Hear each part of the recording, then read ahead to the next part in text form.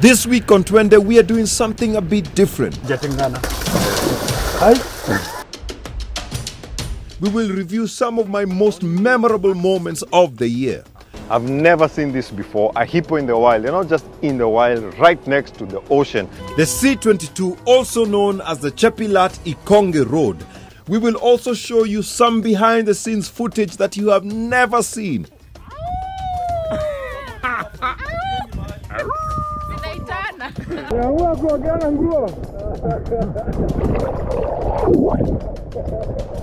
Our interactions with animals. See the way he's flapping his ears? Yeah. He's not really friendly with vehicles. Now go, Pajo. Water. Chop. And we want to end this year with the... Oh, wait.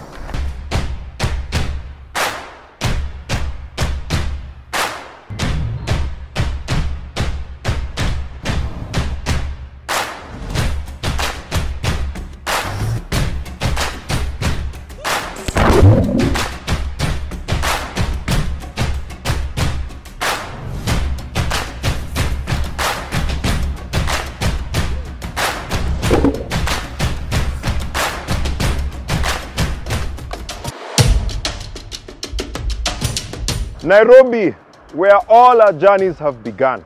The journey to episode 1 definitely had its hurdles.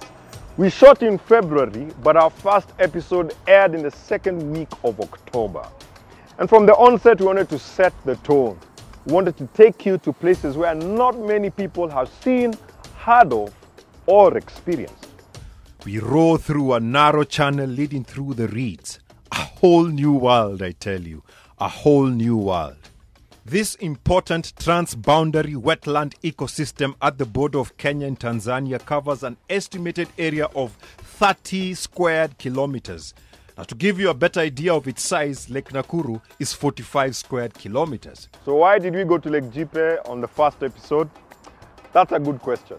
To be very honest, I have not seen 90% of the places that we or you and I have experienced in this show. That was my first time to see Lake Jipe or to even hear of Lake Jipe. And I know of course there are people who know about it, but we got to show a different side of this country. Kwanza kabisa ni ile kuwashukuru leo nyinyi kututembelea. Kwa muda mwingi sana tujai kuwa na watu wa media na watu nafikiri kama sisi tumesahaulika. Kwa sababu hapa kujaribu kuangalia hakuna kitu yote itakuonyesha tuko Kenya, hata tu flag ya Kenya iko hapa. Na geographically ukiangalia unaambiwa hii island iko Kenya. So tunashukuru sana kwa kututembelea na hata pia kwa mtaweza kujulisha watu wengine ati hivi ndio mwisho wa Kenya, upande wa Busia inafanana hivi. Ndio.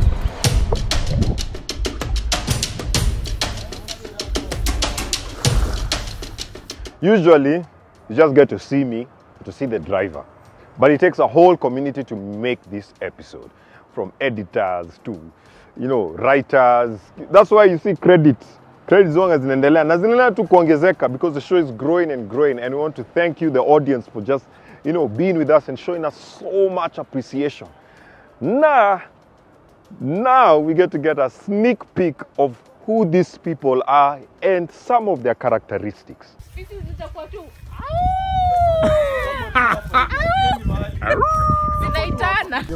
the beauty of this place is that even the crew wants to a piece of this. Let's look. Ona vile Jane ako. Sasa Jane atoki hapo, lazima tuite watu.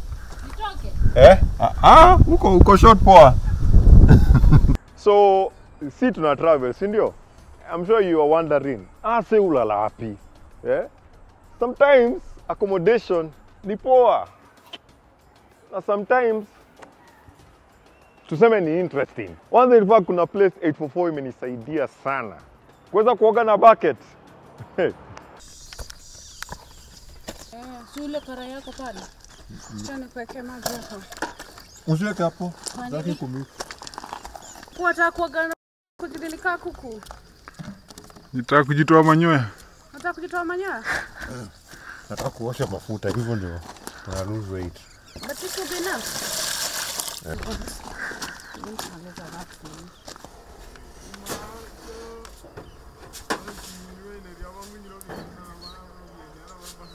To make get could travel to some very exotic places, like exotic beaches where you are literally the only one. Come on Robinson Island. And in some of these places, you can be tempted to swim with almost nothing. And that is what one of our crew members did. But the exact opposite.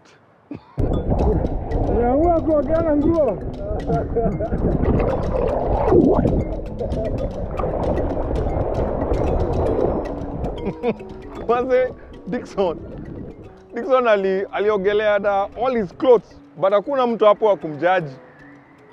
Oh, but wait, tumeweka hii kwa TV. Hey, Dixon, pole.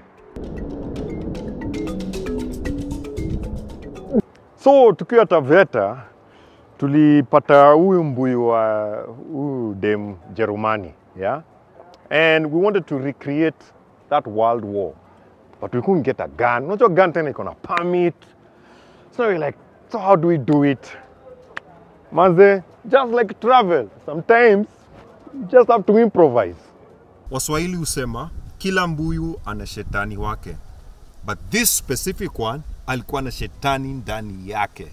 It is believed that there was a female German sniper who would be inside the baobab tree and would use the advantages of being in there to take out some of those British soldiers.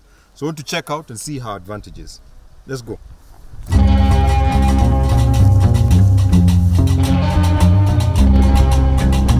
So probably hivi ndio alikuwa anaingia. Kwa naweka gani yake.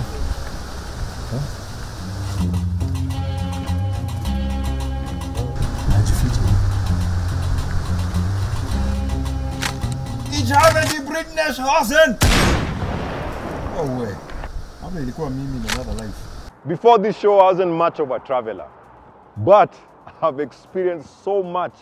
I can't wait for my next journey. I've seen how people are, how people exist in different parts of this country. I've seen things that I'd not ordinarily see if I was just in the house. Like some of the best roads in this country. The C22, also known as the Chepilat-Ikonge Road, has a scenic stretch that cuts across the tea estates in Nyamira and Kericho counties.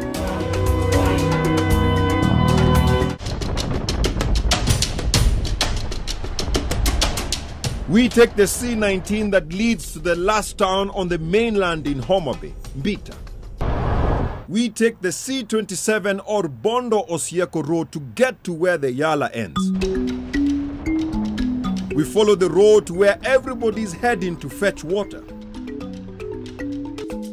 We take the C107 that branches off Mombasa Road to Kilifi.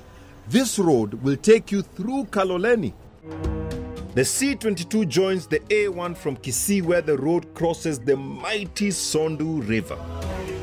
It is the longest bridge in Nyanza with a length of 160 meters.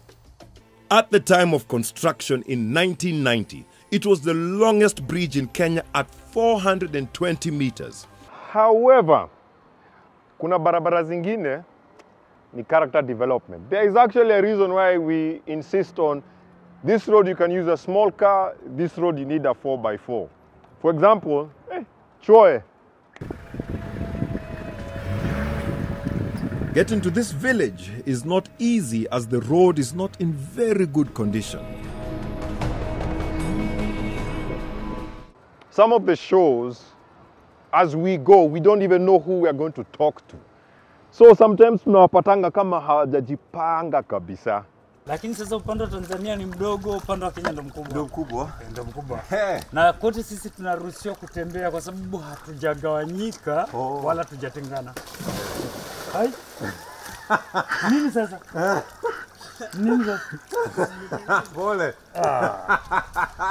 Usifanye mambo mijiza wewe. Uko sawa lakini. He's okay. No one got hurt in the filming of this show.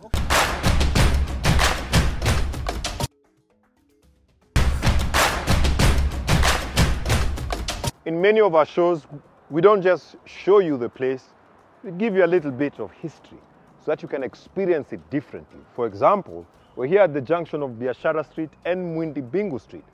Biashara Street used to be called Bazaar, but then it was changed, tukaichanged ikakuwa something closer to us. So, in the places that we have gone, for example, Taita Taveta, so much has happened. In Busia, so much has happened. And we always try to give you something extra so that your experience is that much better. In 1914, the Germans got tired of having half of Lake Chala and half of Lake Jipe. They said, "Wir müssen der ganzen See haben, Chala und Jipe und viele ganz Kenya waren wir dort sind." And that is how Taveta became a battleground between Kenya and Tanzania. In the 1950s, the British went in search of cooler and greener climes. They were looking for a place whose weather was like back home. They decided to go up the Taita Hills. This road is picturesque. Back then, it was not a smooth tarmac road like the one that exists today. So the journey was not a pleasant one. You and I, tunajua mito nyingi, si ndio? But have you ever asked yourself, where do they end up? So I'm here to tell you, that place is called Rivermouth. Yeah? Me, did I know? I knew because of this show. So together, we're educating each other. And we have seen several rivermouths. Rivermouth. These brown waters of the Sondu Miriu recharge the blue Lake Victoria waters. It is a beautiful sight to see where this 232-kilometer long river that traverses 5 counties finally ends.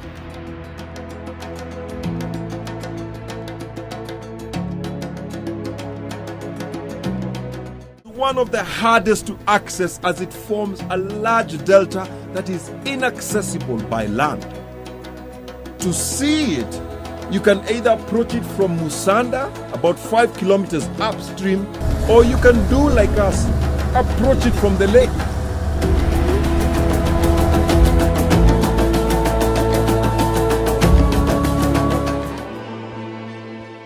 All the mouths of the rivers draining into Lake Victoria on the Kenyan side are hidden in hard-to-access places. But for the Yala, it is different. The river drains into the lake at this point where the C27 crosses. And the most outstanding river mouth for me was Sabaki because of the experience we had. I'd never seen hippos that close, and I never imagined that a hippo could swim in an ocean. There is a big reason why it is dangerous, especially if the reason weighs 2 tons and has sharp teeth.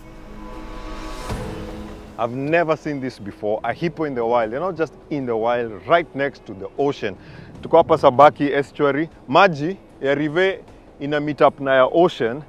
And as you can see, the fishermen on that side, wameambiwa watoke because there's a hippo. Obviously, it's a wild animal. It's very dangerous, and we need to be careful for sure. Just look at that. It's a whole island. A hippo in the ocean? How now? This is the wild, and it's 2021. Tuliwacha kushangaa 2020. In this show, we get to discover a lot, we get to experience a lot. Kaa wanyama. For example, the elephant was a bit too close for my comfort, yeah? It was still good. Yeah. So are they dangerous when they are sexually active? Especially this one, I'm not going to stop because this male, he was Amboseli male, and he decided to leave Amboseli. So he come into when he's in sexually active. That's the time he comes to Amboseli. So he's very aggressive. So you see the way he's flapping his ears. Yeah. He's not really friendly with vehicles. Okay, now he's not charging. He's not charging. You see, maybe he's behaving well. He's now. behaving well. Let's hope. Maybe he wants a photo. Maybe he wants some Instagram likes. Kuna mnyama moja, I don't know ni kama ni si tunamu-attract ama yeye ako attracted to us. I don't know. cows come to have their baada ya kazi drink. And finally, the Jipe Sundowner, breathtaking, and can easily get one in the mood, if you know what I mean. Every day in the evening, a special race happens on this river. A cattle race. The lead bull takes the plunge. Hao wengine wanamfuata tu kama ng'ombe. Oh wait, ni ng'ombe.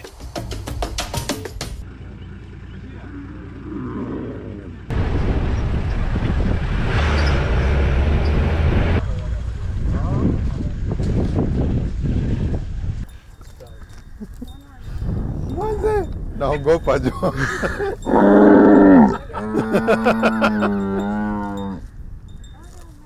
Huwa alisema hataki photo.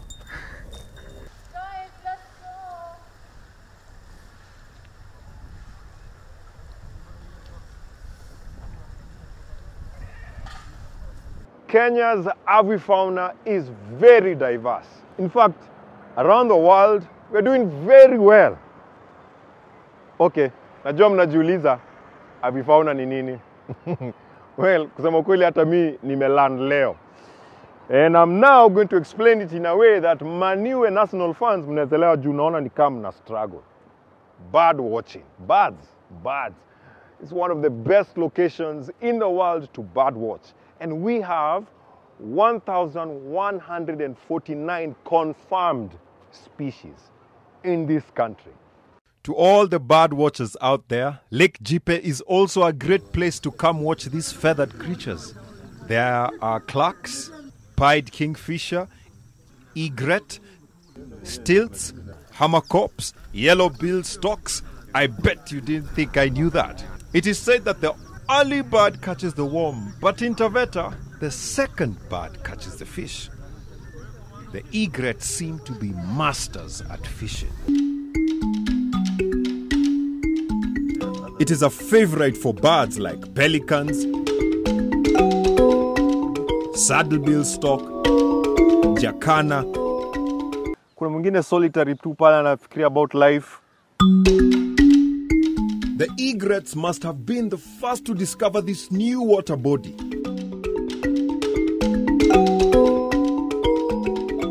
They were followed by the cormorants and all the others.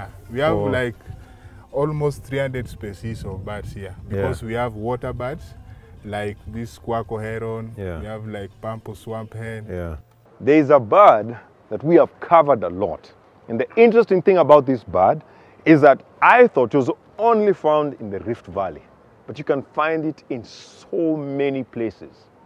Yes, flamingos in Nyanza.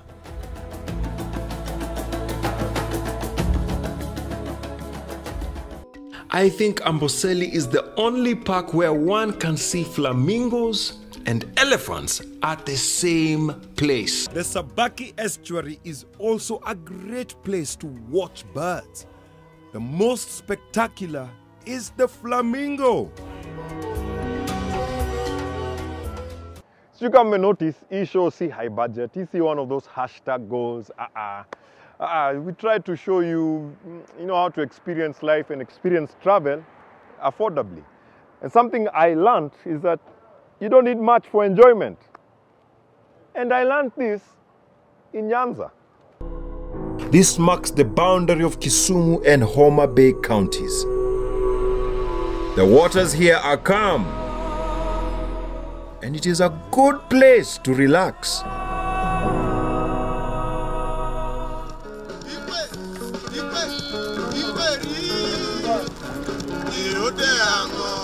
George Juma Omondi loves to spend his evenings here doing what he loves, fishing.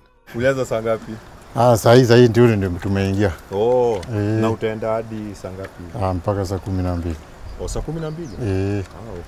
Okay. Unajua saa ile kama hakuna kazi, nakuja kupumzika hapa kidogo. Sasa hapa ni kupumzika, unapumzika? Unapumzika tu hapa baada ya kazi. Baada ya kazi? Okay. Yeah. Na kweli ni very calm, ni very peaceful. Iko sawa. Hakuna kelele mingi. Hakuna kelele. Saa zingine unaweza kaa nyumbani huku unapata kelele. Ama unaenda kwa center. Hiyo sio mzuri. Unakuja unatulia hapa na maji. Natulia hapa na maji baada ya kufish. Naoga kidogo. Unaoga? Okay. Naenda nyumbani. Bwana, this is the life. Baada ya kazi fishing, hakuna stress. Most of you associate waterfalls na places ka Central, Eastern, kidogo, ama Rift Valley. But guys, in this show, we learned that there are waterfalls in Nyanza.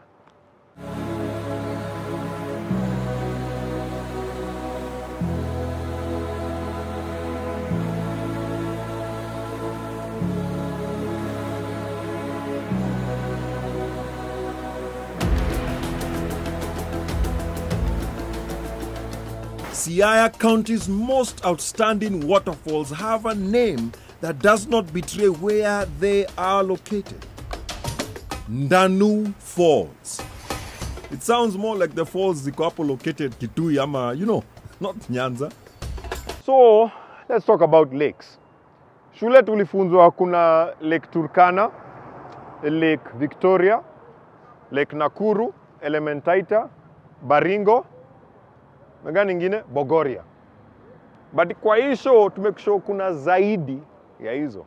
This body of water is a crater lake with several theories as to how it was formed. So you're just randomly at Karachuonyo and you're wondering, what do we do here?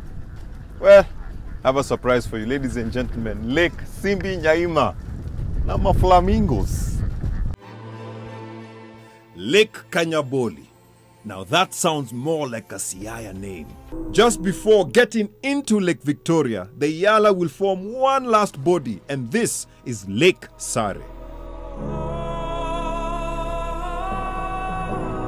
In this show, we have seen birds, we have seen different types of animals.